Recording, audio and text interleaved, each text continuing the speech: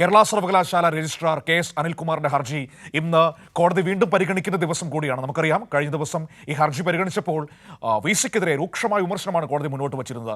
സിൻഡിക്കേറ്റിന് മുകളിലാണോ V സിയുടെ അധികാര സ്ഥാനം, വി സിയുടെ അധികാരം പഠിപ്പിക്കണോ എന്ന് കോടതിക്ക് ചോദിക്കേണ്ടി വരുന്ന ഒരു സാഹചര്യം വരെ നമ്മളന്ന് കണ്ടതാണ്. അതുകൊണ്ട് തന്നെ ഇന്ന് ഹർജി വീണ്ടും പരിഗണിക്കുമ്പോൾ കോടതി സ്വീകരിക്കുന്ന നിലപാട് ഏറ്റവും പ്രധാനപ്പെട്ടത് തന്നെയാണ്. രൂക്ഷ വിമർശനം കഴിഞ്ഞ ദിവസം കേരള സർവകലാശാല വി സി മോഹനൻ കുന്നുമ്മലിനെതിരെ ഹൈക്കോടതി ഉയർത്തിയിരുന്നു. ഇന്ന് വി സി സത്യവാങ്മൂലം കോടതിയിൽ സമർപ്പിക്കുമെന്നാണ് നമുക്ക് മനസ്സിലാക്കാൻ കഴിയുന്നത്.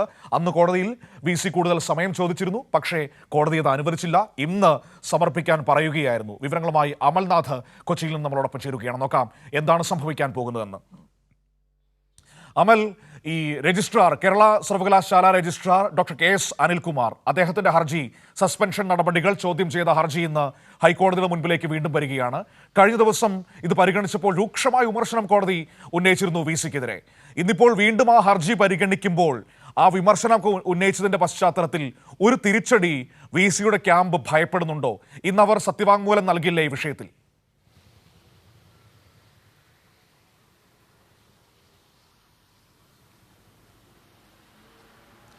മനു, തീർച്ചയായും കേരള യൂണിവേഴ്സിറ്റി രജിസ്ട്രാറുടെ ഹർജി ഇന്ന് ഹൈക്കോടതി പരിഗണിക്കുകയാണ്. ഒരു തുടർവാദത്തിനായാണ് ഈ ഹർജി പരിഗണിക്കുന്നത്. ഇപ്പോൾ മനു സൂചിപ്പിച്ചതുപോലെ തന്നെ ആദ്യഘട്ടത്തിൽ ഈ ഹർജി പരിഗണിച്ചിരുന്നു. ആ ഒരു സമയത്ത് വി സിക്കെതിരെ രൂക്ഷ വിമർശനമായിരുന്നു കോടതിയുടെ ഭാഗത്തു നിന്നും ഉണ്ടായത്. അതായത് ഈ ഹർജി ആദ്യഘട്ടത്തിൽ പരിഗണിക്കുന്ന സാഹചര്യത്തിൽ മോഹൻ കുന്നുമലായ വി സി അന്ന് തൻ്റെ വാദത്തിൽ ഉറച്ചു നിൽക്കുകയായിരുന്നു. അതായത് രജിസ്ട്രാറെ സസ്പെൻഡ് ചെയ്യാനുള്ള അധികാരം തനിക്കുണ്ട് എന്ന ഒരു വാദമായിരുന്നു വി സി അന്ന് ഉന്നയിച്ചിട്ടുണ്ടായിരുന്നത്. എന്നാൽ അതിനെതിരെ രൂക്ഷമായ വിമർശനം, ഒപ്പം തന്നെ കടുത്ത ചോദ്യങ്ങൾ ആയിരുന്നു കോടതിയുടെ ഭാഗത്തു നിന്നും ഉണ്ടായത്. എന്തടിസ്ഥാനത്തിലാണ് രജിസ്ട്രാറെ വി സി സസ്പെൻഡ് ചെയ്തത് എന്ന ഒരു ചോദ്യമായിരുന്നു ഹൈക്കോടതി മുന്നോട്ട് വെച്ചിട്ടുണ്ടായിരുന്നത്. അതിനുള്ള അധികാരം വി സിക്ക് ഇല്ല എന്നും കോടതി സൂചിപ്പിച്ചിട്ടുണ്ടായിരുന്നു. സിൻഡിക്കേറ്റിന് മാത്രമാണ് അത്തരത്തിലുള്ള അധികാര പരിധിയുള്ളത്, അല്ലാതെ വി സിക്ക് അതിനുള്ള അധികാരമില്ല. സിൻഡിക്കേറ്റിന് താഴെയാണ് വി സി എന്നത് ഓർക്കണം എന്ന കാര്യങ്ങൾ കൂടി സൂചിപ്പിച്ചിട്ടുണ്ടായിരുന്നു. ഈ ഒരു സാഹചര്യത്തിൽ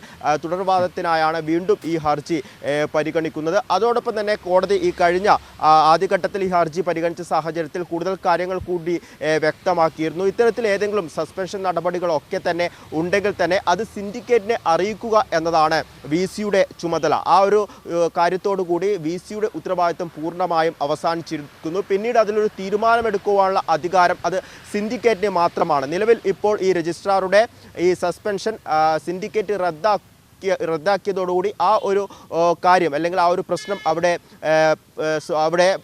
സോൾവ് ആയിരിക്കുന്നു എന്നാണ് നിലവിൽ കോടതി നിർദ്ദേശിച്ചിരിക്കുന്നത്. എന്തു തന്നെയായാലും കൂടുതൽ വാദത്തിനു വേണ്ടി ഇന്നും വീണ്ടും ഈ ഹർജി ഹൈക്കോടതി പരിഗണിക്കുകയാണ്. അതോടൊപ്പം തന്നെ രജിസ്ട്രാർക്കെതിരെ ഗൂഢമായ നീക്കങ്ങൾ അടക്കം വി സിയുടെ ഭാഗത്തു നിന്നും ഉണ്ടായിട്ടുണ്ട്. ഈ രജിസ്ട്രാർക്ക് വാഹനം വിട്ടു നൽകാത്ത കാര്യങ്ങൾ ഉണ്ടാകുന്നു. ഒപ്പം തന്നെ ഈ മെയിലുകൾ രജിസ്ട്രാർക്ക് ലഭിക്കാത്ത സാഹചര്യങ്ങൾ ഉണ്ടായിരുന്നു. ഇത്തരത്തിൽ രജിസ്ട്രാർക്കെതിരെ ഗൂഢമായ നീക്കങ്ങളായിരുന്നു വി സിയുടെ ഭാഗത്തു നിന്നും ഉണ്ടായിട്ടുള്ളത്. എന്തു തന്നെയായാലും ഇന്ന് ഒരു പക്ഷേ വി സിക്ക് കടുത്ത തിരിച്ചടി തന്നെയാകും കോടതിയിൽ ഉണ്ടാവുക എന്നാണ് നിലവിൽ മനസ്സിലാക്കാൻ വേണ്ടി സാധിക്കുന്നത്. തുടർവാദത്തിനായി ഈ ഒരു ഹർജി വീണ്ടും ഹൈക്കോടതി പരിഗണിക്കുകയാണ് ഇന്ന്. മനു.